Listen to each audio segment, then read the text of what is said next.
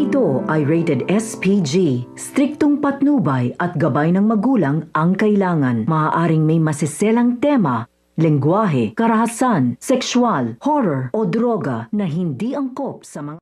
Si Manuel na nga mismo ang makikiusap dito nga kay Hazel na tigilan na nga niya ang masama nga niyang ginagawa sa negosyo ni Felma dahil nasisira na nga unti-unti ang negosyo ni Felma pati na rin nga ang kanyang pamilya.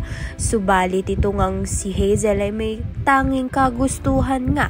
Ititigil nga niya ang masama nga niyang ginagawa dito kay Felma kung babalik nga lang sa kanya itong si Manuel at si Jessica. Kaya naman nga't upang ang tigilan na ni Hazel itong si Felma ay mukhang ang mapipilitan na nga siyang makipagbalikan muli dito kay Hazel kahit hindi niya nga gusto. At ito nga ring si Jessica na takot pa rin nga sa kanyang ina na si Hazel.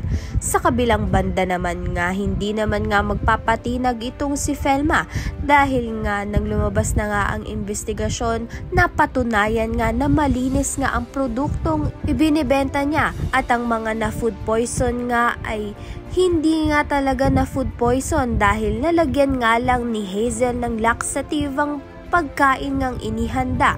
Kaya naman nga't si Hazel at ang kanyang kaibigan ay mapaparusahan nga.